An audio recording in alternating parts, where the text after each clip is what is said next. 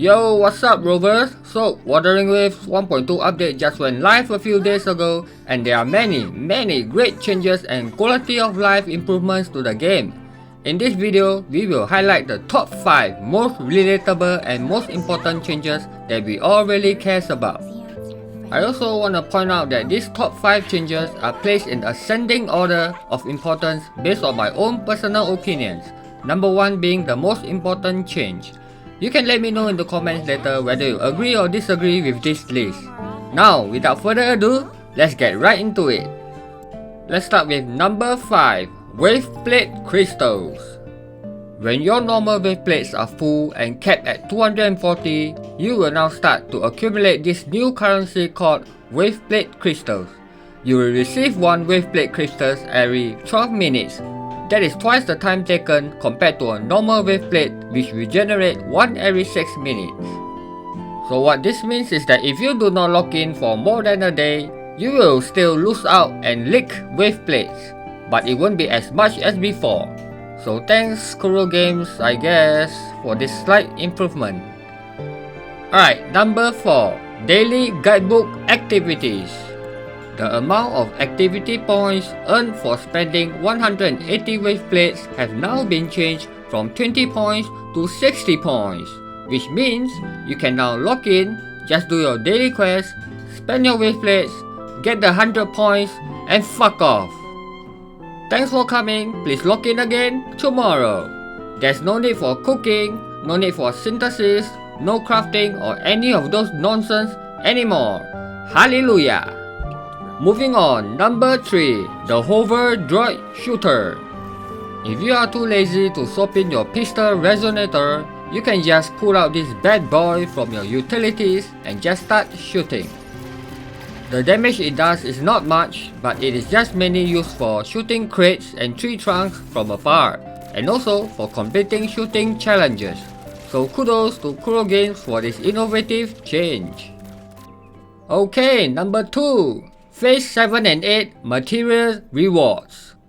So Kuro Games have just increased the leveling material rewards accordingly for Phase 7 and 8. From what I see, it is mostly just a slight increase in shell credits. It's not much, but hey, we will gladly take it. At this point in the game, where every leveling material and shell credits are so hard to come by, any, and I mean any, increase in any material rewards at all are always welcome. So thanks again Kuro Games. Alright, now finally the number 1 change for this 1.2 update, my personal favorite, the addition of the outro buff icons. Hell to the yeah! It's about damn time. Let me show you guys what I mean. So let's start with my Verena first, right? Her Concerto energy is now full, so I swap her out to activate Verena's outro skill. And boom, there it is. The outro buff icons are now being shown above your health bar. And now, my Yang Yang's Concerto energy is full, so let's swap her out to activate Yang Yang's outro skill. And boom, there you go. You can now see both Verena and Yang Yang's outro buff icons being shown right there. So what this means is that we can now know exactly when the outro buff will run out, and we can swap between resonators more efficiently at the correct time without wasting a single second of any outro buff.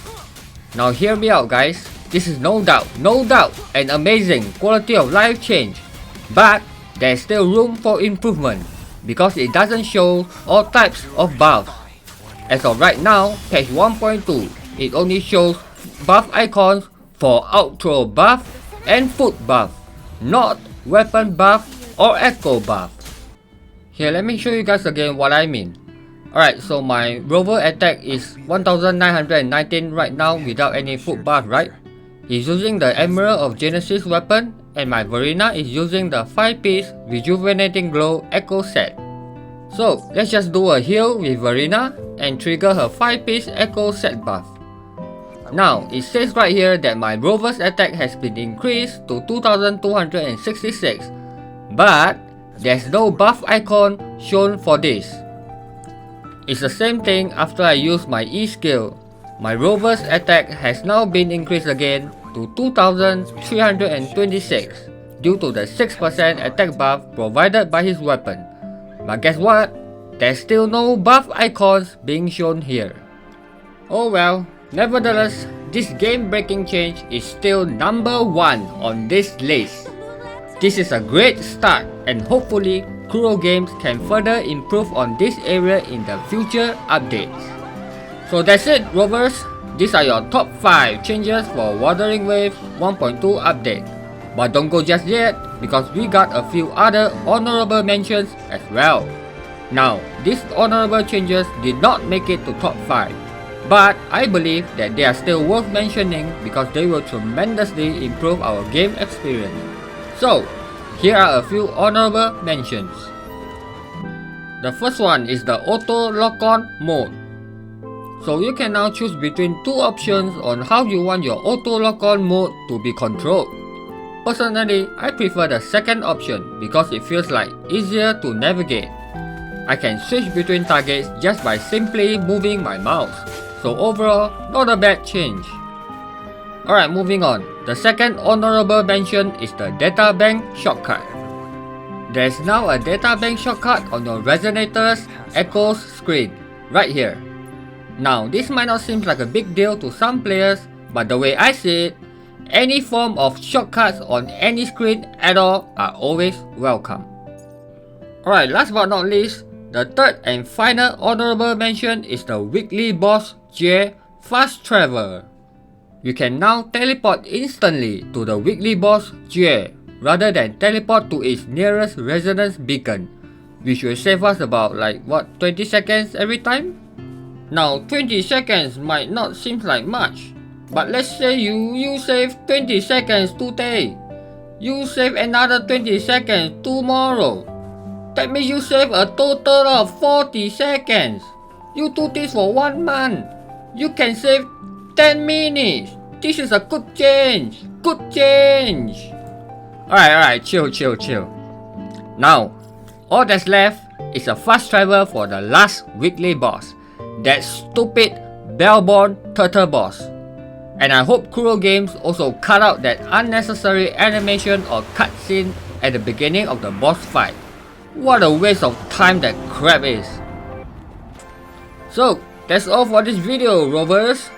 There are actually many other minor changes like optimization and controllers issues, bugs and fixes, which are not included in this video because we only want to highlight the important changes that most players actually give a damn about. Let me know in the comment if I missed out any important change for this update. Do you agree or disagree with this top 5 list?